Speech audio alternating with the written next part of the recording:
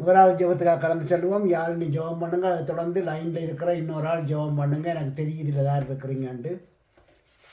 Okay. பரிசுத்த தகப்பனே, ஐயா இந்த நல்ல நேரத்துக்காக நன்றி ஆண்டவரே. இந்த பைபிள் ஸ்டடி நீர் எங்களுக்கு தந்ததுக்காக உமக்கு நன்றி ஆண்டவரே. உடைய பரிசுத்த நேரத்தை ஆண்டவரே நாங்கள் அனுசரித்து எங்களுக்கு விளங்காத காரியங்களை நாங்கள் விளங்கி கொண்டு கத்தாவே மக்கள் படித்து ஒரு விருப்பத்தின்படி நடக்க நீர் கிருபை செய்யும். அந்த ஒவ்வொரு பிள்ளைகளையும் ஆசீர்வதியும் ஆண்டவரே. வர முடியாமல் தடைகளோடு இருக்கிற ஒவ்வொருவரையும் இந்த வேலையில் நினைத்துக் கொள்கிறோம் ஆண்டவரே. அவர்களுக்கு ஒரு சந்தர்ப்பத்தை ஏற்படுத்தி கொடுத்து நாளை அடுத்த கிழமையிலே வர கத்தர் நீர் கிருபை செய்யும். எல்லாவற்றையும் இயேசுவின் பாதத்தில் வைத்து ஜெபிக்கிறோம் தகப்பனே. ஆமென் ஆமென். லைனில் இருக்கிற இன்னொரு ஆள் ஜெபம் பண்ணுங்க. எனக்கு லைனில் இருக்கிறார்கள் தெரியுது இல்லை. அனைவருக்கும் கிருபையின் நிறைந்த நல்ல தகப்பனே, அப்பா இந்த அருமையான ஒரு மாலை பொழுதுக்காக நான் நன்றி செலுத்துகிறேன் தகப்பனே. இன்றைய நாளிலும் ஆவியானவரே இந்த 9ஆம் வகுப்பு நாங்கள் படிக்க இருக்கிறோம் தகப்பனே. இந்த படிப்புகளை கூட பிரதான கொள்ளாத அந்தகார கிரியைகள் எல்லாவற்றையும் இயேசுவே உம்முடைய நாமத்தை கொண்டு சொல்லுகிறோம். அப்புறப்படுத்தும்படியாக நாங்கள் ஜெபிக்கிறோம். ஒரு சௌர ஒருமித்து வாசம் செய்வது உலக இன்பம் சந்தோஷம் என்று சொன்ன பரிசுத்த ஆவியானவரே, இந்த நாட்களிலும் ஆண்டவரே என்ன நாங்கள் இந்த வேதங்களை ஆண்டவரே அறிந்து கொள்ள நீர் உதவி செய்யும்படியாக நாங்கள் ஜெபிக்கிறோம் தகப்பனே. இந்த வேளையிலும் ஆவியானவரே இந்த படிப்புகளை கொண்டு வருகிற பாஸ்டர் உம்முடைய கரங்களிலே ஒப்பு தருகிறோம். அவரெல்லாம் நீர் அவரின் உதடுகளின் ஊடாக நீர் பேசி ஆண்டவரை ஒவ்வொருவரும் இந்த வார்த்தையிலே பெறப்பட நீர் உதவி செய்யும்படியாக நாங்கள் ஜெபிக்கிறோம்.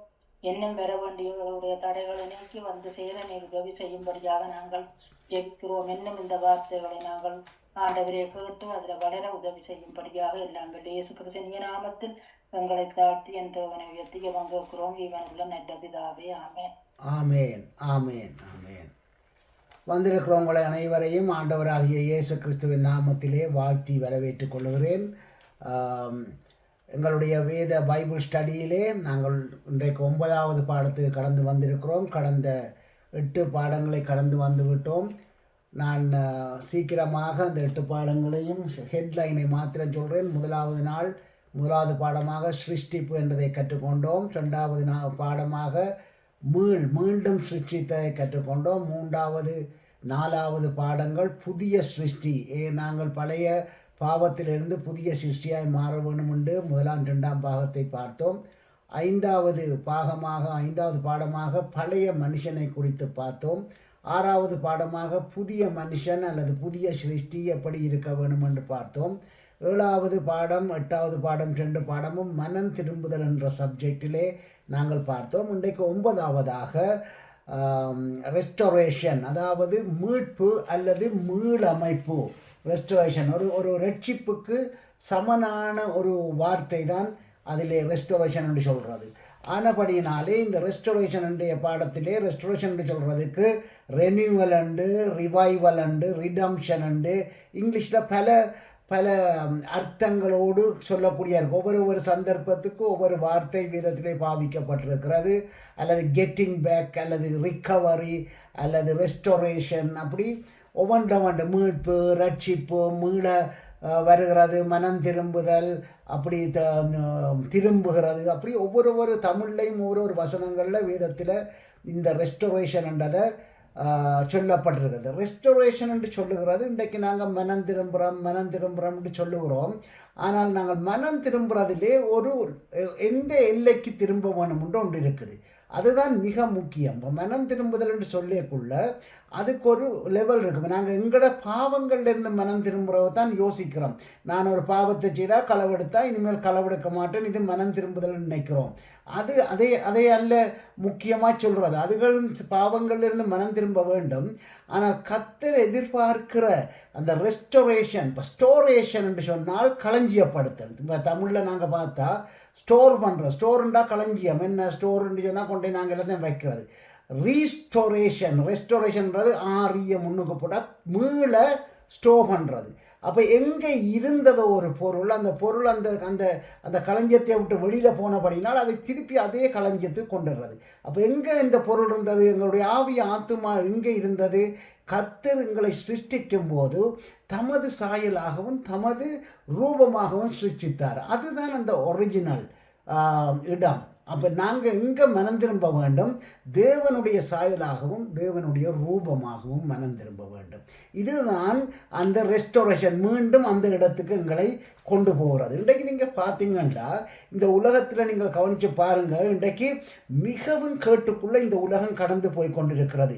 எங்கே பார்த்தாலும் யுத்தம், பசி, பட்டினி, பஞ்சம், இயற்கை அனர்த்தங்கள், புயல், சூறாவளி, சுனாமி, பூமி அதிர்ச்சி, கொடிய கொடிய நோய்கள், மழை, வெள்ளம், வெப்பம், எத்தனையோ காரியங்கள் இன்றைக்கு இந்த உலகத்தில் போய்கொண்டிருக்கு. இன்றைய நிலையில் பாருங்கள், ஈரான் ஈராக் வார், ஈரான் இஸ்ரேல் வார், அங்கால உக்ரைன் ரஷ்யா வார், இதுகளெல்லாம் தொடர்ந்து மிகவும் மோசமாக மனுஷரை ஒரு பஞ்சத்துக்குள்ளே கொண்டு போய் கொண்டிருக்கிறதை காண்கிறோம்.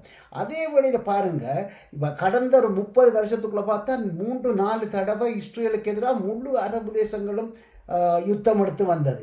அப்போ ஒவ்வொரு முறையும் யுத்தங்கள் ஆரம்பித்து நடக்கக்குள்ள இருக்கிற எல்லா ஊழியக்காரரும் விசேஷ செய்திகளை கொடுப்பாங்க, விசேஷமாக அறிவித்தல்கள் சொல்லுவாங்க, தீர்க்க தரிசனங்களை சொல்லுவாங்க. இதோட 3ஆம் உலகம் வரப்போகுது, இதோட 3ஆம் உலகம் வரப்போகுது என்று 30 வருஷமாக சொல்லி கொண்டு வருகிறாங்க. கர்த்தருக்கு பிரியமானே, நிச்சயமாக 3ஆம் உலக போர் வரப்போகிறதுன்றது உண்மைதான். ஆனால் இதோட வரப்போகுது அல்லது அப்படி சொல்லக்கூடிய மாதிரி இல்லை. அப்போ தேவன் என்ன செய்து கொண்டிருக்கிறார்? இப்போ உலக போர் வரப்போகுது, இவ்வளவு யுத்தம் நடக்குது, கர்த்தர் என்ன செய்கிறார்? கர்த்தர் ஏதோ ஒரு கிரியையை செய்து கொண்டிருக்கிறார். அதுதான் உண்மையான சத்தியம். இவ்வளவு யுத்தத்துக்கு மத்தியில், இவ்வளவு பஞ்சத்துக்கு மத்தியில், இவ்வளவு பிரச்சனைகளுக்கு மத்தியில் கர்த்தர் தன்னுடைய சித்தத்தை செய்து கொண்டிருக்கிறார். அவருடைய சித்தம் என்ன? அவருடைய திட்டம் என்ன? அவர் எதற்கு ப்ரையாரிட்டியை, முதலிடத்தை கொடுக்கிறார் என்றால், இந்த இந்த ஆத்துமாக்களை ரீஸ்டோர் பண்ணுறது, அதாவது ரெஸ்டோரேஷன் பண்ணுறது தான் அவருடைய நோக்கமாக இருக்கிறது. அந்த ப்ரையாரிட்டி என்னத்துக்கு? மீட்புக்கு, ரட்சிப்புக்கு. இன்றைக்கு நீங்கள் என்ன அனர்த்தம் இந்த நாட்டில் நடந்தாலும் கர்த்தர் நடக்கிற அனர்த்தத்தை நிறுத்துறதோ அல்லது கர்த்தர் செய்கிற காரியம் நடக்கிறதுலேருந்து ஒரு மனுஷனை பாதுகாக்கிறது அல்ல. கர்த்தர் செய்கிற வேலை ஜனங்கள் எந்த அளவுக்கு ரட்சிக்கப்படக்கூடுமோ அந்த அளவுக்கு ரட்சிப்புக்குள்ள வழி நடத்த வேண்டும் என்பது கர்த்தருடைய சித்தமாக இருக்கிறது, கர்த்தருடைய திட்டமாக இருக்கிறது. அதுதான் கர்த்தருடைய ப்ரையாரிட்டியாக இருக்கிறது, முன்னுரிமையாக இருக்கிறது. ஆனபடியால் தேவனுக்கு மிக மிக மிக முக்கியமான காரியம் ஒன்று இருக்கின்றால் அது இந்த பூமியிலே தான் சிருஷ்டித்த ஜனங்கள், தன்னுடைய ஜனங்கள். அப்படி இன்னொரு விஷயத்தில் சொன்னால் ஆவி, ஆத்துமாக்கள், ஆத்தும பாரம். இந்த உலகத்தில் இருக்கிற அத்தனை ஆத்துமாக்களும் ரட்சிக்கப்பட வேணும் என்பதுதான் கர்த்தருடைய திட்டம். இப்போ நீங்கள் வாசியுங்க முதலாவது வசனத்தை, டியூட்ரோனமி chapter 32 verse 9, உபாகமம் 32:9. கர்த்தருடைய ஜனமே அவருடைய பங்கு, யாக்கோபு அவருடைய சுதந்திர வீதம். கர்த்தருடைய பங்கு, அது இங்கிலீஷ்ல வாசிப்போம் ஒருவர். But the Lord's portion is his people, Jacob his allotted heritage. Okay. ஆனபடினாலே இன்றைய சூழ்நிலை கர்த்தருடைய ஜனமே அவருடைய பங்கு. கர்த்தருக்கு தம்மை ஒப்பு கொடுத்தவர்களுக்கு தேவன் தம்மை ஒப்பு கொடுக்கிறார். அப்போ இந்த வசனம் சொல்லுகிறது கர்த்தருடைய ஜனம்தான் அவருடைய பங்கு. நாங்கள் எப்படி கர்த்தருடைய பிள்ளைகளாகிறோம் தெரியுமா? ஒரு உடன்படிக்கையின்படி அல்லது ஒரு நிபந்தனையின் படிதான் நாங்கள் தேவனுடைய பிள்ளைகளாக மாறுகிறோம். அவர் எங்களுக்கு ஒரு நிபந்தனையை போட்டிருக்கிறார். அதை ஒருபோதும், ஒரு நிபந்தனையை கர்த்தர் போட்டாரா என்றால் அதை ஒருபோதும் அவர் உடைப்பதில்லை. ஒரு நிபந்தனை போட்டார் என்றால் அந்த நிபந்தனையை அவர் காத்து கொள்ளுவார். மனுஷர் அநேக வேளைகளிலே நிபந்தனைகளை போட்டு அதை உடைத்துக் கொள்ளுகிறோம். ஆனால் கர்த்தர் ஒரு நிபந்தனையை போட்டால் அதை மெயின்டைன் பண்ணுவார், அதை காத்து கொள்ளுவார். இஸ்ரவேல் ஜனங்களுக்கு தேவன் பழைய ஏற்பாட்டின் பழைய நிபந்தனைகள் கொஞ்சம் போட்டால் அதை கொஞ்சம் பார்க்க போகிறோம், ஒவ்வொன்றாய் பார்ப்போம். ஏசாயா 40:10. ஏசாயா 41:10. எஸ். நீ பயப்படாதே, நான் உன்னுடனே இருக்கிறேன். திகையாதே, நான் உன் தேவன். நான் உன்னை பலப்படுத்தி உனக்கு சகாயம் பண்ணுவேன். என் நீதியின் வலது கரத்தினால் உன்னை தாங்குவேன். ஆமென். பாருங்க, இது ஒரு வாக்கு தத்தம், ஒரு உடன்படிக்கை. இங்கிலீஷ்ல வாசிப்போம் அல்லது டச்சில் வாசிங்க. Don't be afraid, for I am with you. Don't be discouraged, for I am your God. I will strengthen you and help you. I will hold you up with my victorious right hand. Okay, அப்போ தேவன் எங்களுடைய ஜனங்கள் தம்முடைய ஜனமாகிய இஸ்ரவேல் ஜனங்களோடு அவர் பண்ணின ஒரு உடன்படிக்கையை பார்க்குறோம். ஏனென்றால் ஒரு கஷ்டத்தில், ஒரு நெருக்கத்தில், ஒரு துன்பத்தில் இருக்கிற மனுஷர்களை ஒரு ஆற்றி தேற்றும், ஒரு பலனை கொடுக்கும் ஒரு உடன்படிக்கை, ஒரு கம்ஃபர்ட் பண்ணுகிறது. ஒரு நெருக்கத்தில் பயத்தோடு இருக்கிற ஜனங்களுக்கு அவர் கொடுக்கிற வாக்குத்தத்தம், நான் உன்னை பலப்படுத்துவேன், உனக்கு சகாயம் செய்வேன், நீதியின் வரக்கரத்தினால் உன்னை தாங்குவேன். பாருங்க, இவ்வளவு அழகாய் ஆண்டவர் சொல்லுகிறார். கர்த்தர் சொல்லும்போது எங்களுக்கு ஒரு பலன் வருகிறது, அதுதான் அதனுடைய அர்த்தம். அப்போ அந்த பலனை கொடுக்கும் ஒரு உடன்படிக்கையை கர்த்தர் எங்களுக்கு தருகிறார். Isaiah chapter 43 verse 2, 43:2. ஏசாயா 43:2. ஆமென். நீ தண்ணீர்களை கடக்கும் போது நான் உன்னோடு இருப்பேன், நீ ஆறுகளை கடக்கும் போது அவைகள் உன்மேல் புரளுவதில்லை, நீ அக்னியில் நடக்கும் போது வேகாதிருப்பாய். வாசிங்க. அக்கினி ஜுவாலை உன் பேரில் பற்றுவது இல்லை. இங்கிலீஷ்லயும் வாசிப்போம் இன்னொருக்கா. When you pass through the waters, I will be with you, and through the rivers they shall not overwhelm you. When you walk through fire, you shall not be burned, and the flame shall not consume you. Okay, அப்போ இந்த கர்த்தர் சொல்கிற காரியம் என்னென்னு பாருங்க. அவர் சொல்லுகிறார், நாங்கள் ஒருபோதும் நெருக்கமான பாதையில் போகாதபடி எங்களை நெருக்கமான பாதையிலிருந்து விலக்கி காத்து கொள்ளுவேன் என்று சொல்லல.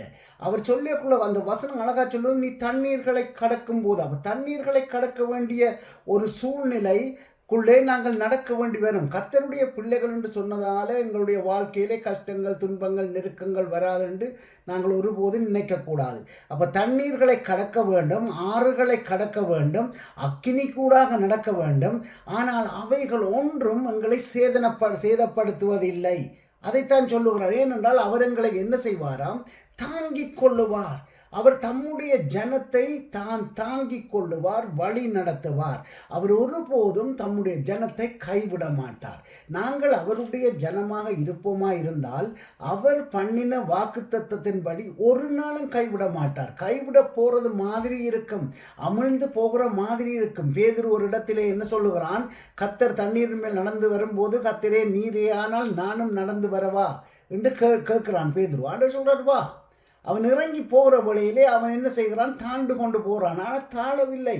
ஐயரே என்னை காப்பாற்றும் என்று சொன்னபோது ஆண்டவர் அவனுடைய கரத்தை பிடித்து அவனை தூக்கி எடுத்தார். அதே மாதிரி எங்களுடைய வாழ்க்கையிலே அவர் வழி நடத்துகிற அவர் எங்களை ஒருபோதும் கைவிடுவதில்லை. கர்த்தருக்கு பிரியமானவர்களே, அடுத்த வசனத்தை வாசிப்போம். எரேமியா 29:11. Jeremiah chapter 29 verse 11. எரேமியா 29:11. நீங்கள் எதிர்பார்த்திருக்கும் முடிவை உங்களுக்கு கொடுக்கும்படிக்கு நான் உங்கள் பேரில் நினைத்திருக்கிற நினைவுகளை அறிவேன் என்று கர்த்தர் சொல்லுகிறார். அவைகள் தீமைக்கல்ல, சமாதானத்துக்கு ஏதுவான நினைவுகளே.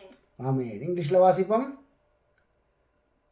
For I know the plans I have for you, say the Lord. They are plans for good and not for disaster, to give you a future and a hope. To give you a future and hope. பாருங்க, உங்களுக்கு ஒரு எதிர்காலத்தையும் ஒரு நம்பிக்கையும் தருகிறதுக்காக. கர்த்தருடைய வாக்குத்தத்தம் எப்படி இருக்கிறது? கர்த்தர் எங்களை நினைத்திருக்கிறார். அவர் எங்கள் மேல் வைத்திருக்கிற திட்டம் அது. அவர் அந்த திட்டத்தை அவர் சொல்றார், நான் அறிவேன். உன்மேல் வைத்த நினைவை, உன்மேல் வைத்த திட்டத்தை நான் அறிந்தவராயிருக்கிறேன். அவைகள் என்ன செய்யுமாம்? அவைகள் தீமைக்காக அல்ல. கர்த்தர் எங்கள் மேல் ஒரு திட்டம் வைத்தால் அது ஒருபோதும் தீமைக்காக வராது. அது எப்பவும் நன்மைக்காகத்தான் இருக்கும். அதன் நோக்கம் என்ன? தமது பிள்ளைகள், தமது ஆத்துமாக்கள், கர்த்தருடைய ஆத்துமாக்களை ரெஸ்டோரேஷன், மீட்டுக் கொள்வதற்கான வாக்குத்தத்தம். நீங்கள் ஒன்றுக்கும் கவலைப்பட வேணாம் என்று சொல்லுகிறார். அடுத்ததை பார்ப்போம். அப்போஸ்தலர் 3:19 வாசிக்க போகிறோம். Acts chapter 3 verses 19 through 21. அப்போஸ்தலர் 3:19 வரை. ஆனப்படியினாலே கர்த்தருடைய சந்நிதானத்திலிருந்து இளைப்பாறுதலின் காலங்கள் வரும்படிக்கும் முன்னே குறிக்கப்பட்ட இயேசு கிறிஸ்துவை அவர் உங்களிடத்தில் அனுப்பும்படிக்கும் உங்கள் பாவம் செய்யப்படும் பொருட்டு நீங்கள் மனம் திரும்பி குணப்படுங்கள். இங்க மனம் திரும்பி குணப்படுங்கள். இங்கிலீஷில் இது வெரி கிளியர். நீங்கள் இங்கிலீஷில் வாசிச்சு பாருங்கள், இந்த வசனங்கள் கிளியராக இருக்குது. வாசிங்க இங்கிலீஷில் இருக்கா. Acts chapter 3, 19 through 21. Repent therefore and turn back. Stop பாருங்க. ரிப்பென்ட், முதலாவது ரிப்பென்ட்னா மனம் திரும்புங்கள். Repent therefore And turn back. and turn back, return. முதல் ரிப்பென்ட், இரண்டாவது ரிட்டர்ன், திரும்புங்கள். முதலாவது மனம் திரும்புங்கள், முழுமையாக திரும்புங்கள். That your sins may be blotted out. That times of refreshing may come. Refreshing என்றது புதிதாக்குறது. ரிஃப்ரெஷிங் என்று சொன்னால் உங்களுக்கு எல்லாரும் தெரியும். இப்போ நீங்கள் ஒரு ஃப்ளைட்டில் போனால் அங்கே ஒரு டவல் ஒன்று தருவாங்க. நாங்கள் வேர்த்து போய் முகமெல்லாம் களைச்சி போயிருப்போம். ஒரு டவல் தருவாங்க, அதை எடுத்து முகத்தை துடைச்சோன்னா ரிஃப்ரெஷ், முகமெல்லாம் ஃப்ரெஷ் ஆகிடும். அதே மாதிரி ஆண்டவர் சொல்லுகிறார் இந்த இடத்திலே, எங்களை நாங்கள் ஃப்ரெஷ் ஆக்கி கொள்ள வேண்டும். என்ன ரிஃப்ரெஷ் என்று சொன்னால், கர்த்தர் எங்களை படைக்கும் போது, உருவாக்கும் போது எந்த மாதிரி இருந்தோமோ அப்படி அந்த இதுக்கு திரும்பி போகணும். வாசிப்போம். And that he may send that Christ appointed for you. அப்ப ஆண்டவர் வர போறார். திரும்பி வருகை ரெண்டு விதமா இருக்கு. ஒன்று, நாங்கள் திரும்பி போகிறோம் களஞ்சியத்துக்கு, அதாவது நாங்கள் திரும்பி உருவாக்கப்பட்ட நிலைக்கு திரும்பி போகிறோம். அதே நேரத்திலே ஆண்டவர் என்ன செய்கிறார்? இயேசு கிறிஸ்துவை பிதா அனுப்ப போறார், மீண்டும் வரப்போகிறார். அதாவது வருகை, ஆண்டவருடைய வருகை வரப்போகிறது. Whom heaven must receive unto the time for restoring all the things about which God spoke by the mouth of his holy prophets long ago. அப்ப பாருங்க, தீர்க்கதரிசிகள் மூலம் அநேக காலங்களுக்கு முதல் சொல்லப்பட்டதான காரியங்கள், அந்த நாங்கள் மனம் திரும்பி போக வேண்டும். The heaven must receive until the period of restoration of all things. எல்லாத்திலையும் நாங்கள் மனம் திரும்பி போக வேண்டும். அப்போ அதைத்தான் இதுதான் அதில் விளங்கப்படுத்துகிறாங்க. அப்போ எங்களுக்கு மீட்பு தேவை. 19ஆம் வசனம் என்ன சொல்லுது? இன்னொருக்கா தமிழில் வாசிங்க. 19 இன்னொருக்கா வாசிங்க. ஆனப்படியினாலே கர்த்தருடைய சன்னிதானத்திலிருந்து, கர்த்தருடைய சன்னிதானம் உண்டா? இங்க பரலோகம். கர்த்தருடைய சன்னிதானம்ன்றது பரலோகம். அப்போ பரலோகத்தில் என்ன வரப்போதாம்? இளைப்பாறுதலின் காலங்கள் வரும். அப்போ எங்க இளைப்பாறுதல்? எங்களுக்கு இந்த பூமியில இளைப்பாறுதல் ஒரு காலமும் இல்லை. நாங்கள் ரட்சிக்கப்பட்டிருக்கலாம், பரிசுத்தமாக்கப்பட்டிருக்கலாம், அபிஷேகம் பெற்றிருக்கலாம், ஆனால் பூமியில் மனிதனுக்கு இளைப்பாறுதல் நிச்சயமாக இல்லை. ஆறுதல் இருக்கலாம் கொஞ்சம், ஆனால் இளைப்பாறுதல் பூமியிலே இல்லை. அது எங்க? கர்த்தருடைய சன்னிதானத்தில் இளைப்பாறும் காலம் வரும். உங்களுக்கு கர்த்தருடைய சமூகத்தில் தான் எங்களுக்கு இளைப்பாறும் காலம். அங்கே தான் எங்களுக்கு பசியும் இருக்காது, பட்டினியும் இருக்காது. அந்த பூமியில் எப்போவும் ஏதோ ஒன்று எங்களுக்கு இருந்து கொண்டு இருக்கும். கர்த்தருடைய சமூகமாகிய அந்த பரலோகத்தில் நாங்கள் இளைப்பாற வேண்டுமென்றால் நாங்கள் என்ன செய்ய வேண்டும்? ரட்சிக்கப்பட்டு மீட்பை பெற்றுக்கொண்டிருக்கிறவர்களாக இருக்க வேண்டும். 20ஆம் வசனத்தை வாசிங்க. உங்கள் பாவங்கள் நிவர்த்தி செய்யப்படும் பொருட்டு. அப்ப மீட்பு எப்படி வரும்? பாவங்கள் நிவர்த்தி செய்யும். பாவங்கள் மன்னிக்கப்படும் போது நாங்கள் என்ன செய்ய வேண்டும்? நாங்கள் மீட்பு வரும். அப்ப பாவங்கள் நிவர்த்தி செய்யப்பட வேணும்னா நாங்கள் என்ன செய்ய வேணுமாம்? மனம் திரும்பி குணப்படுங்கள். அப்போ மனம் திரும்ப வேண்டும். மனம் திரும்பாதது நோய் மாதிரி. அதில் குணப்படுங்கள் என்ற வசனத்தை பாவிக்கிறாங்க. அப்போ என்ன நடக்கிறது? நாங்கள் மனம் திரும்பி ஆயத்தமாக இருக்க வேண்டும். பாருங்க, எல்லாம் மீட்பு இருக்க வேண்டும், நாம் ரட்சிப்பு வர வேண்டும் என்றால் நாங்கள் என்ன செய்ய வேண்டும்? பாவங்கள் மன்னிக்கப்பட வேண்டும். பாவங்கள் மன்னிக்கப்பட வேண்டும் என்றால் மனம் திரும்ப வேண்டும். அப்போ மனம் திரும்பி பாவங்கள் மன்னிக்கப்பட்டு ரட்சிப்பு வந்தவர்கள் இயேசுக்கு நாங்கள் ஒன்றில் போய்விடுவோம். அவருடைய சமூகத்துக்கு, பரலோகத்துக்கு, கர்த்தருடைய சன்னிதானத்துக்கு.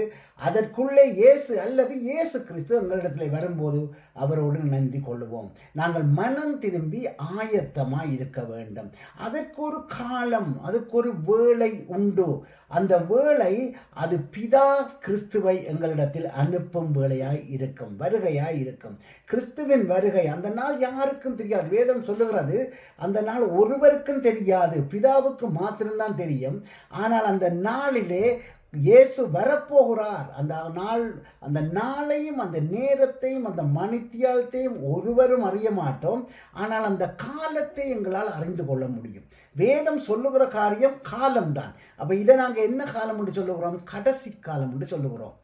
இது கடைசி காலம். அப்போ கடைசி காலத்தில் ஆண்டவர் வரப்போகிறார். அப்போ நாங்கள் என்ன செய்ய வேண்டும்? நாங்கள் மனம் திரும்பி ஆயத்தமாக இருக்க வேண்டும். மனம் திரும்புதலுக்குள்ளதான் ரிப்பென்டன்ஸ், மனம் திரும்புதல் இருக்குது, ரிஃப்ரெஷிங் இருக்குது, புதிதாகுதல், ரெஸ்டோரேஷன் இருக்குது, மீட்பு, ரிட்டர்ன், இயேசு கிறிஸ்துவின் வருகை இருக்கிறது. கர்த்தருக்கு பிரியமானவர்களே, ஆனபடியால் இந்த காரியங்கள் ஒரு ஒழுங்கின்படிதான் நடந்து கொண்டு போகும். அப்போ முதலாவதாக எங்களுடைய கடமை அல்லது நாங்கள் செய்ய வேண்டிய வேலை என்னென்று சொன்னால், கர்த்தர் எல்லாவற்றையும் செய்து விட்டார், எல்லாம் முடிந்ததென்று சிலுவையிலும் சொல்லிவிட்டார். நானும் நீங்களும் நாங்கள் கிறிஸ்தவ வாழ்க்கையிலே முதலாவது படி மனம் திரும்புதல், ரிப்பென்டன்ஸ். அப்போதான் தேவன் என்ன செய்வார்? எங்களை சுத்திகரிப்பார். ஒருவர் மனம் திரும்பினால், நாங்களாக மனம் திரும்பினால்தான் கர்த்தர் எங்களை சுத்திகரித்து அவர் எங்களை பரிசுத்தமாக்கி, அவருடைய பரிசுத்தமாகுதல் எப்படி நடக்கிறது? சபைகளில் வச்சு அவருடைய வார்த்தைகளை கொண்டு, வேதத்தில் உள்ள வார்த்தைகளை கொண்டு எங்களை கொஞ்சம் கொஞ்சம் கொஞ்சமாக என்ன செய்வார்? புதிய சிருஷ்டியாய் அவர் மாற்றுவார். அதுதான் ரிஃப்ரெஷிங்னு சொல்கிறது. பழைய இருந்த கொஞ்சம் கொஞ்சம் வேர்வைகள், கொஞ்சம் கொஞ்சம் பருக்கள், கொஞ்சம் கொஞ்சம் நோய்கள், கொஞ்சம் கொஞ்சம் புண்கள் இவையெல்லாம் இல்லாமல் போனால்தான் ரிஃப்ரெஷ், பழைய மனிதனை பழைய ரூபத்துக்கு சாயலுக்கு வர முடியும். ஆனால் அதுதான் புதிய சிருஷ்டி. நாங்கள் கற்றுக்கொண்டோம் புதிய சிருஷ்டி அல்லது புதிய மனுஷன் என்று சொன்னால் இந்த ரட்சிப்புக்குள்ளாக போக வேண்டும். ஒரு சிலருக்கு இந்த ப்ராசஸ் கொஞ்சம் காலம் எடுக்கும். ஒரு சிலருக்கு என்ன செய்யும்? 5 வருஷங்களில் மனம் திரும்பிடுவாங்க. ஒரு சிலருக்கு 50 வருஷமாகவும் இடம் இருக்கு. ஒரு சிலர் மனம் திரும்பாமலுக்கே கிறிஸ்தவனாக இருந்து சபைக்குள்ளே இருந்து மரிக்கிறார்களும் இருக்கிறாங்க. ஆனபடியால் இந்த ரெஸ்டோரேஷன் என்று சொல்லப்படுகிற இந்த காரியம், இந்த மீட்பின் காரியம், இந்த ரட்சிப்பின் காரியம், இது என்ன செய்யுது? ஒவ்வொருவருடைய வாழ்க்கையில இந்த நிறைவேறினால்தான் எங்களுக்கு ரட்சிப்பு வரும். நாங்கள் ஒவ்வொருவரும் பழைய சாயலுக்கு திரும்ப வேணும். அப்போதுதான், இல்லாட்டி வருகை வந்துட்டுண்டா அதுக்குள்ள நாங்கள் என்ன செய்வோம்? கைவிடப்பட்டு விடுவோம். எனவே கர்த்தர் எங்களுக்கு இந்த அறிவை தருகிறார். கர்த்தர் என்ன சொல்றார்? இதை அறிந்து கொள்ளும்படியாக எங்களுக்கு வேத வசனங்களை கொடுத்திருக்கிறார், வார்த்தைகளை தருகிறார், பிரசங்கங்கள் எத்தனையோ விதமாக எங்களை இதை அறிவுறுத்துகிறார். ஆனால் இந்த மனம் திரும்புதல் என்பது பைஃபோஸா செய்ய இயலாது. பைஃபோஸா ஒரு ஆளை கொண்டு சபையில் கொண்டு வச்சு பைஃபோஸா ஞானம் கொடுத்து நாங்கள் அப்படி செய்து ஒரு ஆளுடைய மனம் திரும்புதலை செய்ய முடியாது. சரீரத்தை நாங்கள் சுத்திகரிக்கலாமே ஒழிய ஆவியாத்துமாவை ஒருவராலும் சுத்திகரிக்க முடியாது. அதை என்ன செய்யணும்?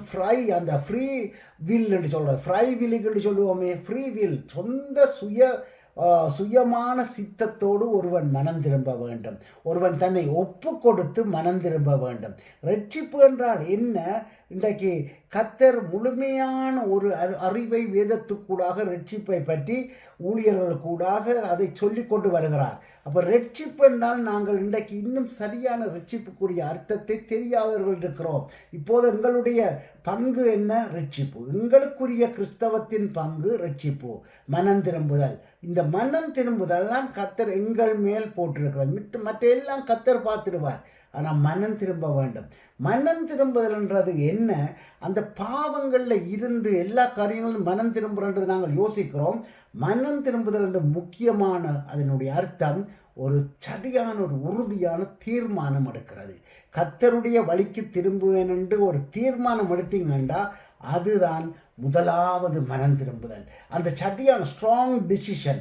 ஏனென்றால் இன்றைக்கு அநேகர் டிசிஷன் எடுக்கிறாங்க, அநேகர் முடிவெடுக்கிறாங்க, ஆனால் இடையில விட்டுட்டு போயிடுவாங்க. இடையில மனம் திரும்பி நாட்கள் எல்லாரும் பின்மாற்றம் அடைகிறார்கள். ஏனென்றால் உறுதியான அந்த முடிவெடுக்கவில்லை. அந்த ஒரிஜினலாகவே நாங்கள் என்ன செய்ய வேண்டும்? அந்த ஸ்ட்ராங்கான ஒரு டிசிஷன் எடுக்கப்பட்டிருக்க வேண்டும். இதுதான் மிக மிக முக்கியம். எங்களுடைய சொந்த முடிவுகளுக்கு வேலை செய்கிறது அல்ல, சொந்த ப்ரோக்ராமுக்கு உழைக்கிறது அல்ல, சொந்த விருப்பு வெறுப்புகளுக்கு எங்களுடைய ரட்சிப்பை உபயோகிக்கிறது அல்ல, எங்களுடைய சொந்த அறிவுக்கு நாங்கள் ஒரு ஸ்டாண்டர்டை நியமித்துக் கொள்கிறதில்லை. இதுதான் இந்த அளவு தான் ரட்சிப்போ, இதில் நான் சுகமாயிட்டேன், இதில் நான் குணமாயிட்டேன், இதை நான் விட்டுட்டேன், அது எங்களுடைய அளவு. ஆனால் கர்த்தருக்கு எங்களுக்கு வைத்திருக்கிறது எங்களை முழுமையாக ஆவி ஆத்துமா சரீரத்திலே நாங்கள் முழுமையாக தேவனுக்கு எங்களை ஒப்பு கொடுக்க வேண்டும். முழுமையாக எங்களை நாங்கள் அர்ப்பணிக்க வேண்டும். நாங்கள் எந்த அளவுக்கு எங்களை ஒப்பு கொடுக்கிறோமோ, எந்த அளவுக்கு எங்களை அர்ப்பணிக்கிறோமோ, அந்த அளவுக்குத்தான் கர்த்தர் என்ன செய்வார்? தம்மை எங்களுக்கு ஒப்பு கொடுப்பார். நாங்கள் கொடுக்குற அளவுக்கு அவரும் எங்களுக்கு ஒப்பு கொடுப்பார். நாங்கள் அர்ப்பணித்தால் அவரும் அர்ப்பணிப்பார். அப்படித்தான் அந்த ரட்சிப்பு வர வேணும் கர்த்தருக்கு பிரியமானவர்களே. இதுதான் மனம் திரும்புதல், இதுதான் திரும்பவும் ரெஸ்டோரேஷன். இன்றைக்கு நாங்கள் அநேக வழியில் நினைக்கிறோம், நாங்கள் போனால் ஒரு சபைக்கு போனால் அல்லது ஒரு குடும்பத்தை பார்த்தா நாங்கள் சொல்கிறோம் அருமையாக ஜெபிக்கிறாங்க, அருமையாக துதிக்கிறாங்க, நல்லா பாட்டு பாடுறாங்க, நல்லா வார்த்தை எடுக்கிறாங்க, நல்லா ஜெபிக்கிறாங்க, ராவளிப்பு கூட்டம் என்ன, உபவாசம் என்ன எல்லாம் செய்கிறாங்கன்னு நாங்கள் அவர்கள் ஒரு பரிசுத்தவான்கள் என்று நாங்கள் அவர்களை என்ன நினைக்கிறோம், அவங்க தான் சரியான இது சரியான கிறிஸ்தவர் உண்டு. ஆனால் கர்த்தருக்கு பிரியமானவர்களே, இவைகள் எல்லாம் செய்யலாம். ஒரு மனுஷனாலே இந்த பூமியில் இவைகள் எல்லாவற்றையும் மனம் திரும்பாமலும் செய்யலாம். நீங்கள் மனம் திரும்பாமல் போய் வர்ஷிப் பண்ணலாம், மனம் திரும்பாமல் பாட்டு பாடலாம், மனம் திரும்பாமல் சத்தியங்களை எடுக்கலாம், பிரசங்கம் பண்ணலாம், மனம் திரும்பாமல் நீங்கள் ஆவிக்குரியவர்களாக இருக்கலாம், எல்லாமே ஆண்டவருக்கு ஊழியம் செய்யலாம். மனம் திரும்புதல் என்றது ஒவ்வொருவருடைய தனிப்பட்ட அனுபவம். அதை நாங்கள் ஜட்ஜ் பண்ணவும் முடியாது. அதை நாங்கள் ஒருவரை பார்த்து இவர் மனம் திரும்பாமலுக்கு இதை செய்கிறார் என்று எங்களால் சொல்ல முடியாது. ஏனென்றால் அது கர்த்தருடைய ஸ்டாண்டர்ட், கர்த்தருடைய ஜட்ஜ்மெண்ட், அதுக்குள்ளே நாங்கள் போக இயலாது. ஆனால் கர்த்தர் சொல்லுகிற காரியங்களை, ஒரு அறிவுரையை, ஒரு வேதத்தின் வார்த்தையை நாங்கள் சொல்லலாமே தவிர அதுக்கு மேலே நாங்கள் சொல்ல முடியாது. ஆனபடியால் நாங்கள் எப்பவும் என்ன நினைக்கிறோம், நாங்கள் ஒரு சில நேரங்களில் பிழையான தீர்மானங்களை மனுஷரும் எடுத்துடுவோம். இப்படி நடக்கலாம். ஏனென்றால் ஆத்துமாவை பரிசோதித்து அறிகிற திராணி எங்களுக்கு இல்லை. கர்த்தர் பாருங்க, எத்தனையோ 1000 வருடங்களுக்கு முதல் தீர்மானித்தது தான் இந்த ரட்சிப்பு. இன்றைக்கு நேற்றல்ல, ஆண்டவர் ஆதாமுடைய காலம் கடந்த போன காலத்திற்கும் ரட்சிக்கப்பட வேண்டும், ஜனங்கள் ரட்சிக்கப்பட வேண்டும். அந்த ரட்சிப்புண்டா என்ன, மீண்டும் தேவ சாயலும் தேவ ரூபத்துக்கும் இந்த ஜனங்கள் வந்துட வேண்டும் என்று சொல்லி அவருடைய திட்டம் வகுத்து இன்றைக்கு எத்தனையோ காலம் அவர் திட்டம். நோவாவினுடைய காலத்திலே ஜனங்கள் எல்லாரையும் அழித்ததன் காரணம் என்ன, அவர் தன்னுடைய நோவாவின் குடும்பம் மட்டும் கீழ்ப்படிந்தபடியால் அந்த குடும்பத்தை மட்டும் ரட்சிக்க காரணம் என்ன, மீண்டும் ஒரு நல்ல ரட்சிக்கப்பட்ட ஆவிக்குரிய சந்ததியை நோவா உருவாக்குவார். அவருடைய சந்ததி அப்படி வரப்போகுதுன்னு தான் கர்த்தர் செய்தார். ஒவ்வொரு இடத்திலையும் கவனித்த சோதோம் குமாராவை அழித்தது காரணம் என்ன, அது அக்கிரமம் நிறைந்தது. அழித்த அந்த இடத்திலே ஒரு ரட்சிக்கப்பட்ட ஆவிக்குரிய ஆக்களாய் வர வேண்டும். எல்லா இடத்திலையும் நீங்கள் கவனிக்கிற வேளையிலே இப்படியாக கர்த்தர் பல தடவை அவர் ட்ரை பண்ணார். அப்போ ஆண்டவருடைய அந்த தீர்மானம், அவருடைய டிசிஷன் இன்றைக்கு நேற்று நாங்கள் நினைக்கிறோம் எங்களுடைய சந்ததிக்கு எடுத்தது அல்ல. இது எத்தனையோ 6000, 5000, 6000 ஆண்டுகளுக்கு முதல் தொடக்கம் கர்த்தர் இதை ட்ரை பண்ணி கொண்டிருக்கிறார். கர்த்தருக்கு பிரியமானவர்களே, இந்த கர்த்தர் எத்தனையோ 1000 வருடங்களுக்கு முதல் இதை திட்டமிட்டிருந்தாலும் இன்றைக்கு கர்த்தர் திட்டமிட்டது போல அவருடைய திட்டத்தில் ஒன்றுதான் புதிய ஏற்பாட்டில் என்ன நடக்குது, இயேசு கிறிஸ்து வருகிறார். இயேசு கிறிஸ்து இந்த பூமிக்கு வந்தது ஆண்டவருடைய திட்டம், எல்லாருக்கும் தெரிந்த காரியம். எதற்காக வந்தார், மனுஷர்கள் ஆவியாத்துமா சரீரத்தை ரட்சிக்கும்படியாக வந்தார். அது அவருடைய திட்டத்துக்குள்ளே வந்தது. அதுக்கு பின்புதான் நாங்கள் சபையின் காலத்துக்குள்ளே வருகிறோம். கர்த்தருக்கு பிரியமானவர்களே, இந்த புதிய ஏற்பாடு எழுதியே இயேசு கிறிஸ்துவின் பின்பாக புதிய ஏற்பாடு எழுதப்பட்டது. புதிய ஏற்பாட்டில் ரட்சிப்பு தான் முழுமையான திட்டம். இயேசு கிறிஸ்துவின் இரத்தம் எதற்கு சிந்தப்பட்டது, ரட்சிப்புக்கு. இயேசு கிறிஸ்துவின் சரீரம் பிடிக்கப்பட்டது ரட்சிப்புக்கு. இது பிதாவினுடைய திட்டம். இன்றைக்கு அநேகர் இந்த திட்டத்துக்கு விரோதமாக சில நேரங்களிலே போய்விடுகிறோம். கர்த்தருக்கு பிரியமான கவனித்து பாருங்கள், இதற்கு விரோதமாக எப்படி போகிறோம் தெரியுமா? பேதுரு ஆண்டவர் சொல்லுகிறார், மனுஷகுமாரன் கஷ்டப்படவும், வேதனைப்படவும், துன்பப்படவும், அடிக்கப்படவும், இரத்தம் சிந்தவும், சிலுவையில் தொங்கவும், மரிக்கவும், உயிரோடு எழும்பவும், இந்த கதையை எல்லாருக்கும் சொல்லி கொண்டு போய்க்குள்ள பேதுரு என்ன சொல்கிறார், இப்படி நான் நடக்க விடமாட்டேன், அது நான் ஒரு நாளும் இப்படி செய்ய விடமாட்டேன்டா. பேதுரு இயேசுவில் இருந்த அன்பிலே அதை சொன்னான். அவன் தவறாண்டல்ல, அவனுக்கு அவ்வளவு அன்பு இயேசுவிலே. இயேசுவுக்கு இப்படி நடக்கக்கூடாது யாரும் சொல்லுவோம் நாங்கள். ஆனால் அது தேவனுடைய திட்டம். தேவனுடைய திட்டத்துக்கு விரோதமாக நீங்கள் பிரதான அப்போஸ்தலராக இருக்கலாம், ஊழியக்காரனாக இருக்கலாம், சபையில் முக்கியமான ஆட்களாக இருக்கலாம், தேவனுடைய திட்டத்துக்கு எதிராக போகும்போது ஆண்டவர் இயேசு சொன்ன வார்த்தை என்ன உங்களுக்கு எல்லாருக்கும் தெரியும். என்ன வார்த்தை சொன்னார்? அப்பாலே போ சாத்தானே என்றார். பேதுருவை பார்த்து, அப்போஸ்தலரிலே பிரதான அப்போஸ்தலர். அப்போ பிதாவின் திட்டத்துக்கு மாறாக நாங்கள் ஒருபோதும் அதை விளங்காதபடி நடந்து கொள்ளக்கூடாது. கர்த்தருக்கு பிரியமானவர்களே, இன்றைக்கு எத்தனையோ சபைகளிலே எத்தனையோ புதிய புதிய திட்டங்களை வகுக்கிறார்கள். இன்றைக்கு எத்தனையோ சபைகளிலே புதிய புதிய யுக்திகளை கையாளுகிறார்கள். இன்றைக்கு எத்தனையோ சபைகளில் நீங்கள் பார்த்தீங்கன்னா அப்படி இப்படி என்று ஜனங்களை கொண்டு வந்து சேர்க்கிறதற்கு பார்க்கிறார்கள். நல்லது, ஆத்துமா ஆதாயம் மிக முக்கியம், அதில் எந்த தவறுன்னு நான் சொல்ல வரவில்லை. ஆனால் நாங்கள் சேர்க்கிற ஆத்துமா என்ன நோக்கத்தோடு சேர்க்கப்படுகிறது? ஒரு பிழையான முறைகளிலே, பிழையான காரியத்திலே, நாங்கள் பிழையான ஒரு காரியத்துக்குள்ளே போய் ஆத்துமாக்களை நாங்கள் சபையிலே சேர்த்து வைக்கிறதிலே பிரயோஜனம் இல்லை. நாங்கள் தேவ சித்தம் என்ன? ஒவ்வொரு மனுஷனும் மனம் திரும்ப வேண்டும், ரட்சிக்கப்பட வேண்டும். அந்த பாருங்க, நீங்கள் புதிய ஏற்பாட்டில் பார்க்கக்குள்ள சொல்லப்படுது, அப்போஸ்தலரில் ரட்சிக்கப்படுகிறவர்களை அனுதினமும் சபையில் சேர்த்து கொண்டார்கள். இன்றைக்கு ரட்சிக்கப்படுகிறவர்களை அனுதினமும் சபையில் சேர்க்கிறோமா?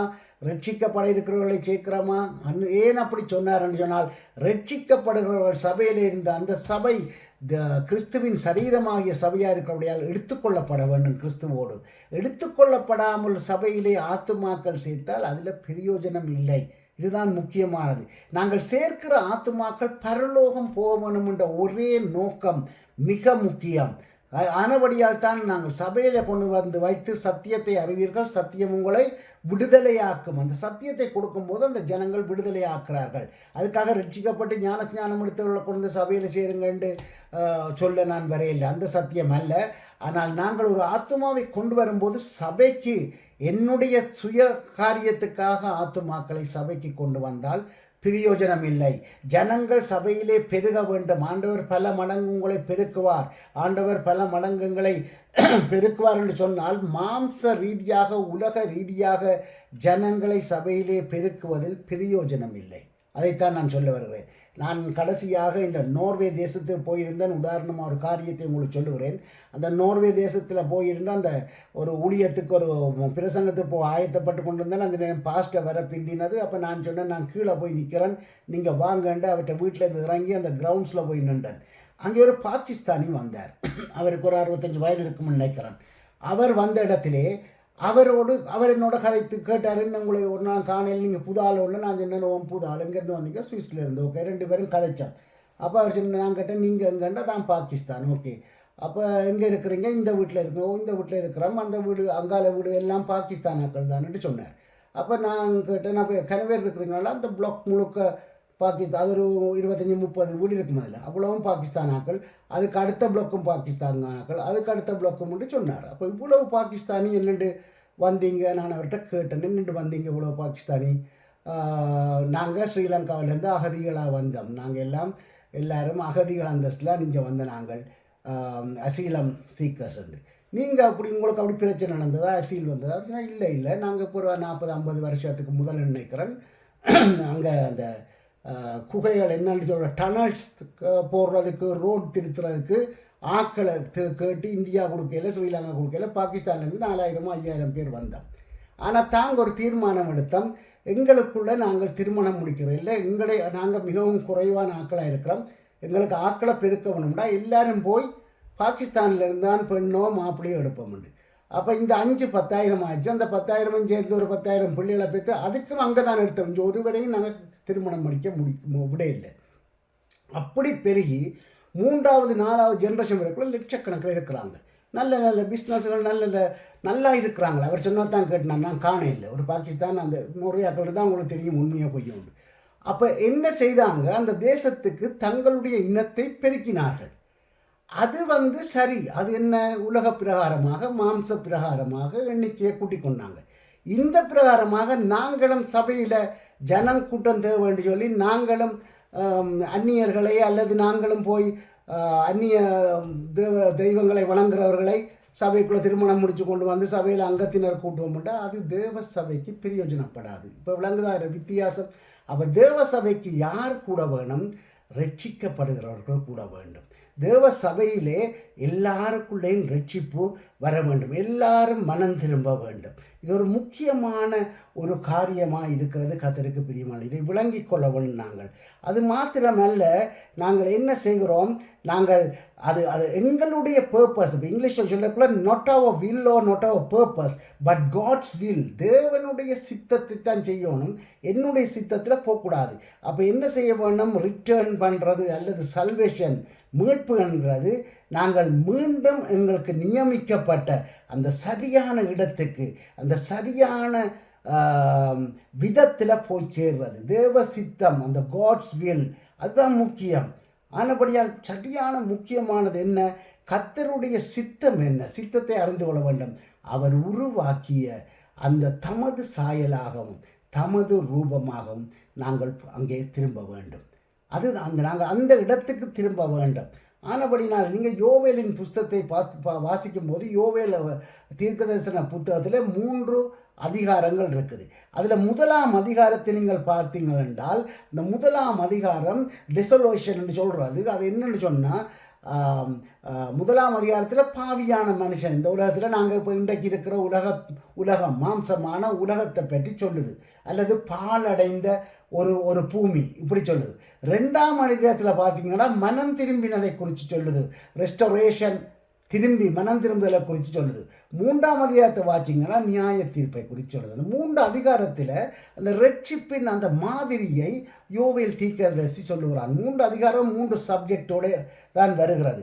ஆனபடினால் அந்த 3 அதிகாரமும் இங்கே வடிவாக கவனிக்கக்குள்ள அந்த முதலாம் அதிகாரத்தில் அதில் சொல்லக்குள்ள முழுக்க வாசிக்க இல்லாது. ஆனாலும் அந்த முதலாவது சொல்லுது, அது ஒரு வெறிச்சோடிய நிலம், அது வெறுமையான நிலம், அது தனிமையான நிலம், அது பாலடைந்த நிலம், அது மன உளைச்சல் உள்ள இடம், ரட்சிப்பு இல்லாத இடம், பழுதடைந்த நிலைமை, உயிரற்ற மாதிரி, அதில் கண்ண காரியங்கள் அதில் சொல்லுகிறது. அப்போ அதை சொல்லக்கூடாது. எம்டினஸ், லோன்லினஸ், லைஃப்லெஸ், அப்படி பல காரியங்களை சொல்லுது முதலாம் அதிகாரம். 2ஆம் அதிகாரத்தில் அது மீள திரும்புறது, மீட்கிறது, அதை சொல்லுது. 3ஆம் அதிகாரம் நியாய தீர்ப்பு. கர்த்தருக்கு பிரியமானவர்களே, நியாய தீர்ப்பு எப்படி இருக்கும்? நாம் மீட்கப்படுவதற்கு அல்லது ரட்சிக்கப்படுவதற்கு எப்படி பிரயாசப்படுகிறோமோ, எந்தளவு முயற்சி எடுக்கிறோமோ, எந்தளவு நாங்கள் பிரயாசப்பட்டு எந்த அளவுக்கு நாங்கள் எங்களை முற்றுமாக அர்ப்பணிக்கிறோமோ, அதுக்கேற்ற மாதிரி தான் நியாய தீர்ப்பு இருக்கும். நியாய தீர்ப்பு சும்மா இருக்காது, எங்களோட சம்பந்தப்பட்டது நியாய தீர்ப்பு. நாங்கள் ரட்சிக்கப்பட்டிருந்தால் நாங்கள் ஆசீர்வதிக்கப்படுவோம். நாங்கள் ரட்சிக்கப்படவில்லையா, ஆசீர்வாதம் கிடையாது.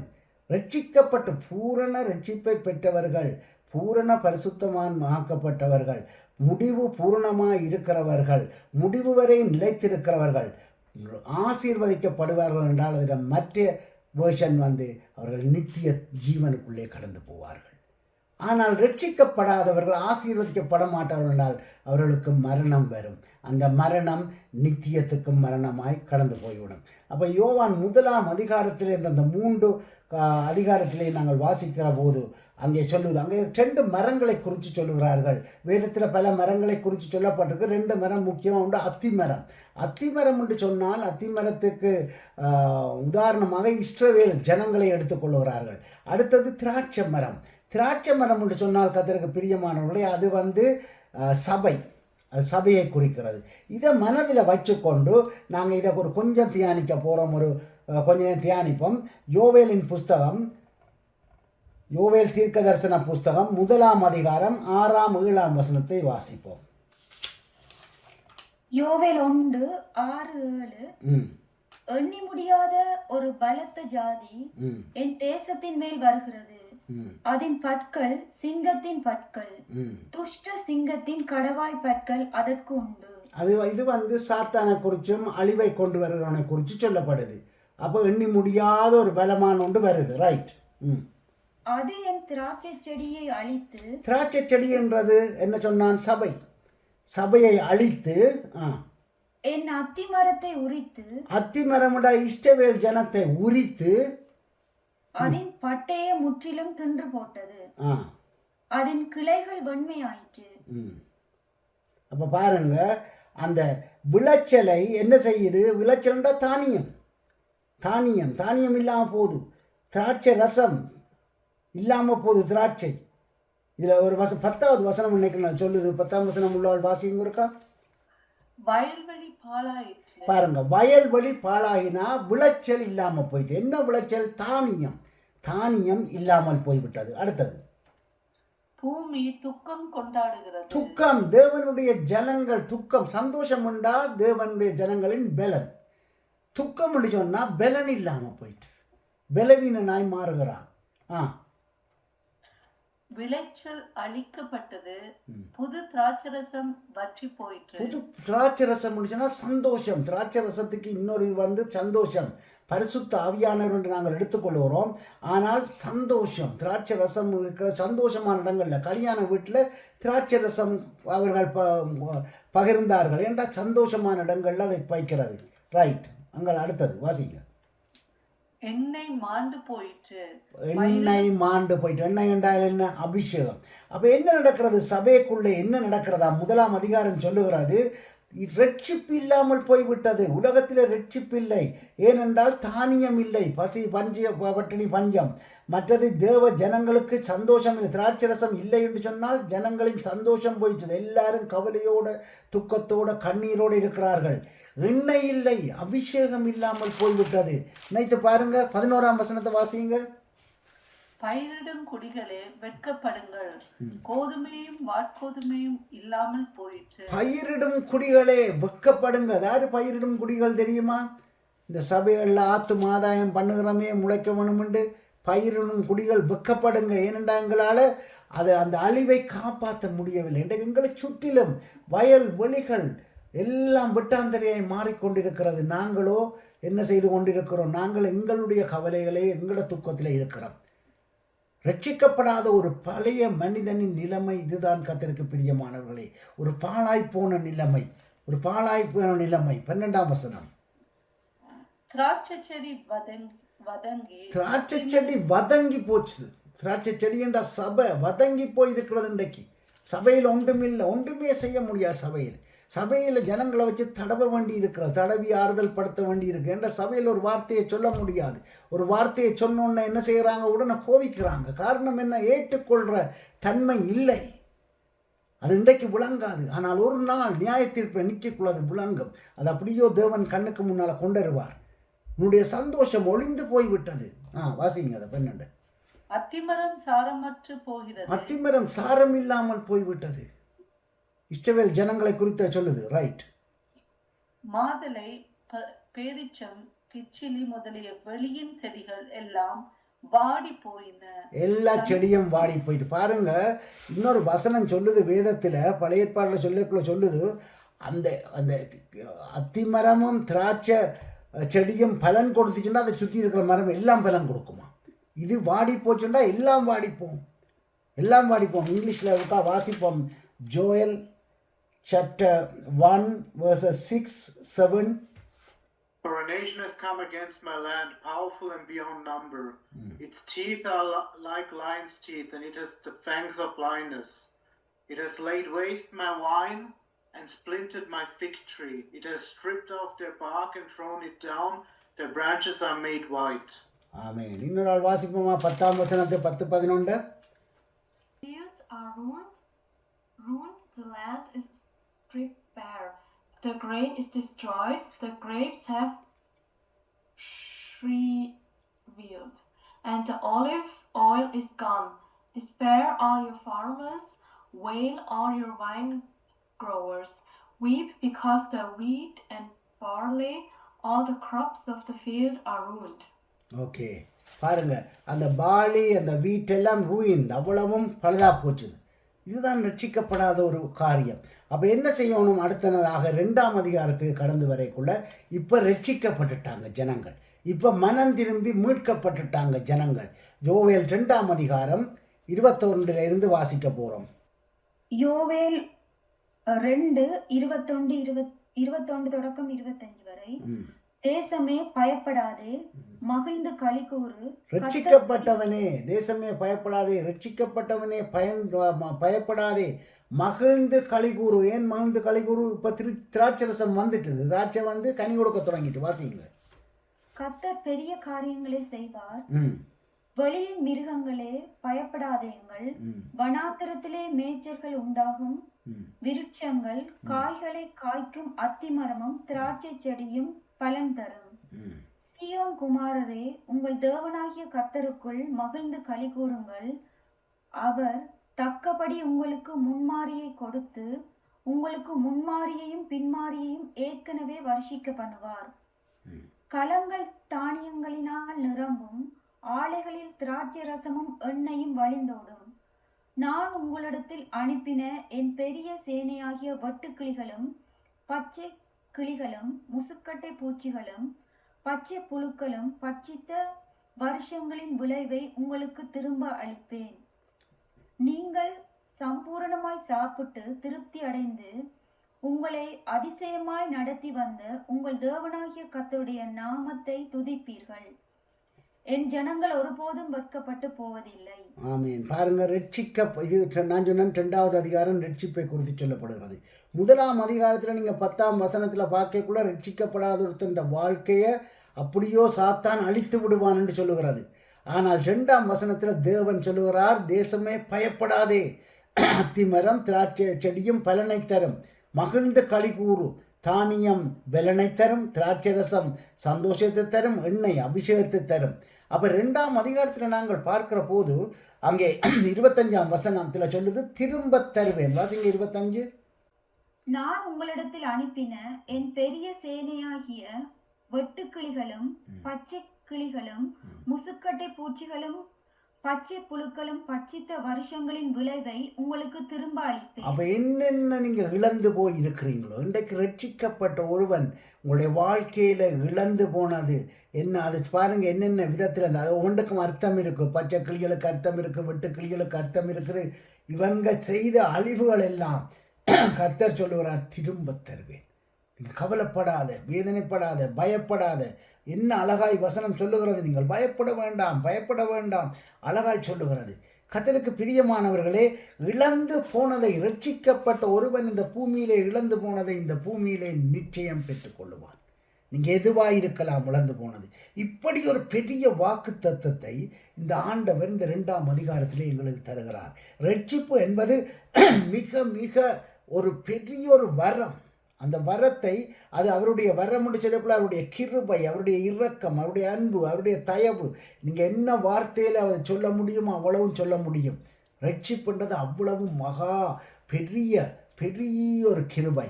ஆவி ஆத்துமா சரீரத்திலே மீட்பு வர வேண்டும். மீட்பு என்பது எங்கள் சபையில் மட்டுமில்லை, குடும்பத்தில் மீட்பு இருக்க வேணும், வேலை செய்கிற இடத்துல மீட்பு இருக்க வேண்டும், ரட்சிப்பு இருக்க வேண்டும், போகிற இடங்களில் ரட்சிப்பு இருக்க வேண்டும். சபையில் மாத்திரம் ரட்சிப்பு உண்டு அல்ல. இன்றைக்கு அநேகர் ரட்சிப்பு சபையில் மாத்திரம்தான். சபையில் பார்த்தீங்கன்னா ஒரு ரட்சிக்கப்பட்டவரை போல எல்லாம் இருக்கும். ஆனால் அங்கே என்ன இருக்கும், கர்த்தருடைய திட்டம் நிறைவேறி இருக்காது. ஆவி ஆத்துமாவிலே அவர்கள் மீண்டும் தேவ சாயலை பெற்றவர்களாக இருக்க மாட்டார்கள். ஆனபடியினாலே நாங்கள் என்ன செய்ய வேண்டும், நாங்கள் எப்போதும், நாங்கள் எல்லா இடத்திலும், ரட்சிப்பு என்பது ஒரு நிரந்தரமானது. ரட்சிப்பு என்பது இடத்துக்கிடம் மாறுறதல்ல, அது என்னுடைய இருதயத்திலே வருகிறது, என்னுடைய உணர்விலே வருகிறது. அப்போ எனக்குள்ளே ஒரு மாறுதல் வந்தால் நான் எங்கே போனாலும் அதே ஆளாகத்தான் இருக்க வேண்டும். நாங்கள் எந்த இடத்திலேயும் ரட்சிக்கப்பட்ட ஒருவனுக்குள்ளே கீழ்ப்படிவு இருக்கும், தாழ்மை இருக்கும், அப்படி அநேக குணாதிசயங்கள், அந்த கனி வெளிப்படும், ரட்சிப்பின் கனி. ஆனபடியினாலே நாங்கள் சங்கீதம் 102ஆம் சங்கீதத்திலே 1ஆம் வசனத்திலிருந்து வாசிப்போம் 5 வரையும். 1 to 5, 102 சாம். சங்கீதம் 102 1 5 வரை. கர்த்தாவே, என் விண்ணப்பத்தை கேளும், என் கூப்பிடுதல் உம்மிடத்தில் சேர்வதாக.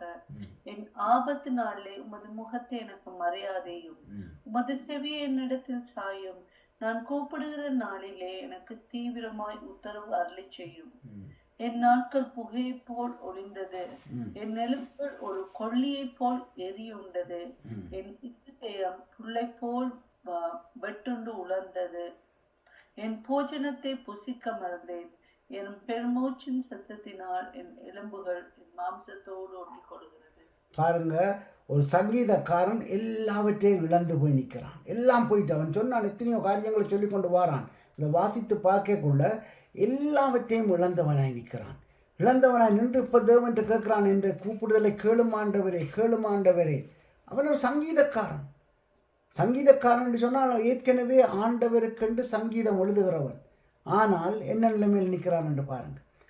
இதுதான் வித்தியாசம். நாங்கள் அநேக வேளைகளிலே நாங்கள் நினைக்கிறோம் ரட்சிப்பு என்பதை ஒரு ஒரு ஒரு தரத்துக்கு உள்ள அனுபவமாய் ஒரு நாளும் எடுக்க வேண்டாம். ரட்சிப்பு என்பது அது ஒரு லைஃப் ஸ்டைல். எங்களை வாழ்க்கை முழுவதும் தொடர வேண்டும், கடைசி நாள் வரையும். நாங்கள் கடைசியாக கண்மூடுற நாளிலும் அந்த ரட்சிப்பு இருக்க வேண்டும். என்னுடைய மரணத்திலும் அந்த ரட்சிப்பு நிற்க வேண்டும். திடீரென்று ரட்சிப்பை இல்லாமல் போனால் அதை இப்படி ஒரு துயரத்தை கொண்டு வந்து நிற்கும். 12, 13 வசனத்தை அதிலே வாசிக்க போறோம். கர்த்தராகிய நீரோ என்றென்றைக்கும் இருக்கிறீர், உம்முடைய பெயர் பிரஸ்தாபம் தலைமுறை தலைமுறையாக நிற்கும்.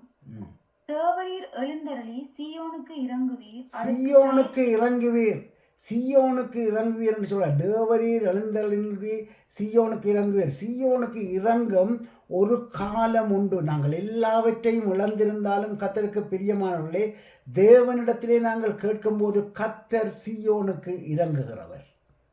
என்னத்தை நீங்கள் இழந்திருக்கலாம், ஆனபடியினாலே கர்த்தரை நோக்கி நாங்கள் கூப்பிட்டு அவரிடத்திலே எங்களுடைய காரியங்களை சொல்லி அழுது அவருடைய பாதத்திலே எங்களை அர்ப்பணிக்கிற வேளையிலே, அந்த நாளிலே நாங்கள் எல்லாவற்றையும் திருப்பிக் கொள்ளுவோம்.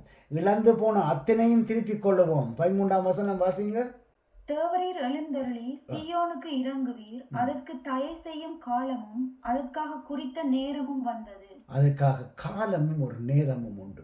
இன்றைக்கு ஒருவேளை நீங்கள் நினைக்கக்கூடும், ஏன் எனக்கு இந்த நிலைமை, ஏனுக்கு இன்னைக்கு இந்த சூழ்நிலைமை. நாங்கள் ஆண்டவரைத்தானே ஆராதிக்கிறோம், சபைக்குத்தானே வருகிறோம், அனுதினமும் ஜெபம் பண்ணுகிறோம், நாங்கள் செய்ய வேண்டிய எல்லாத்தையும் செய்கிறோமே, ஏன் எங்களுக்கு இந்த அழிவு, ஏன் எங்களுக்கு இந்த காரியங்கள் எங்களுடைய குடும்பத்திலே நடக்கிறது, எல்லாத்தையும் இழந்து போய் நிற்கிறோம்னு துயரத்தில் நிற்கக்கூடும். ஆனால் கர்த்தர் சொல்லுகிறார், ஏனென்றால் அவர் ஒரு உடன்படிக்கையை வைத்திருக்கிறார். அந்த உடன்படிக்கை தான் புதிய ஏற்பாட்டிலே காணப்படுகிற கிருபை என்கிற வார்த்தை. உடன்படிக்கை அது கர்த்தருடைய கிருபை. அப்போ என்ன செய்கிறார், எல்லாவற்றையும் நாங்கள் இழந்து போனாலும் அவர் அந்த சீயோனுக்கு, வேதம் சொல்ல, சீயோனுக்கு கர்த்தர் இறங்கும் காலம் உண்டு. அந்த நேரம் வரும், உங்களுக்கு அந்த வேளை வரும். அன்றைக்கு நீங்கள் இழந்த அத்தனையும் திரும்ப பெற்றுக்கொள்வீர்கள். அதுதான் அந்த ரட்சிப்பின் காலம், அதுதான் உங்களுடைய மனம் திரும்புதல் காலம். அந்த காலம் உங்களுக்குரியதாக இருக்கிறது. நானும் நீங்களும் எப்போது அந்த மனம் திரும்புதலுக்குள்ளே சரியாய் போவோமா இருந்தால் நிச்சயம் கர்த்தர் நீங்கள் இழந்ததை அவர் திருப்பி தருவார். நீங்கள் இதுவரை நீங்கள் கஷ்டப்பட்டு துன்பப்பட்டு வேதனைப்பட்ட காலங்களை, தேவைகளோடு இருந்த காலங்கள், வருத்தத்தோடு இருந்த காலங்கள், பகைகளோடு யுத்தங்களோடு இருந்த காலங்களை சற்று சிந்தித்து பாருங்கள். ரட்சிப்புக்கு வந்த பின்பு உங்களுடைய மனதிலே நீங்கள் யோசித்து பாருங்கள், உங்களுக்கு நீங்கள் இழந்ததை கர்த்தர் ஏதாவது கொடுத்திருக்கிறாரா? சந்தோஷத்தை இழந்திருந்தோம், அந்த சந்தோஷத்தை மீண்டும் தந்தாரா கர்த்தர்னு யோசிச்சு பாருங்க. அதே மாதிரி சண்டைகளோடு இருந்தோம், இன்றைக்கு சமாதானத்தோடு இருக்கிறோம் யோசிச்சு பாருங்க. நீங்கள் ஒவ்வொன்றையும் யோசித்து பாருங்கள். நிச்சயமாக கர்த்தர் உங்களுடைய வாழ்க்கையிலே அவற்றை திருப்பி தந்து கொண்டே இருக்கிறார். நாங்கள் எப்படி கர்த்தருக்குள்ளே எங்களை ஒப்பு கொடுத்து கொண்டு போகிறோமோ அதே மாதிரி அவர் திரும்ப அதை கொடுத்து கொண்டிருக்கிறார். ஆமென். தகப்பனே, அப்பா, இந்த மகிமையான நாளுக்காய் நன்றி ஆண்டவரே. நீங்க இந்த நாளை ஏற்படுத்தி கொடுத்த கிருபைக்காய் நன்றி. இந்த நாளில் வாசித்த எல்லா அப்பா உங்களோட வார்த்தைகளுக்காக, இந்த வாக்கு தத்தங்களுக்காக உங்களுக்கு நன்றி செலுத்துகிறோம் ஆண்டவரே. அப்பா, இந்த நாளில் உங்களோட வசனம் சொல்லுகிறது, என் ஜனங்கள் ஒருபோதும் வெட்கப்பட்டு போவதில்லை என்று. அப்பா, இந்த வசனத்தின்படி இந்த நாளில் அப்பா இந்த பைபிள் ஸ்டடியில் வந்த ஒவ்வொருவரையும் நீங்கள் தாமே ஆசீர்வதிங்க. இனிமா இந்த வார்த்தையின்படி நடக்கிற உணர்வுள்ள இருதயத்தை எங்களை ஒவ்வொருவருக்கும் கொடுங்க. உங்களோட ஆவி ஆத்துமா சரீரத்தை உங்களோட பாதத்தில் ஒப்பு கொடுக்குறோம் அப்பா. கர்த்தர் விரும்புகிற பாத்திரமாக எங்களை உடைத்து உருவாக்கி வணைந்து கொள்ளுங்க ஆண்டவரே.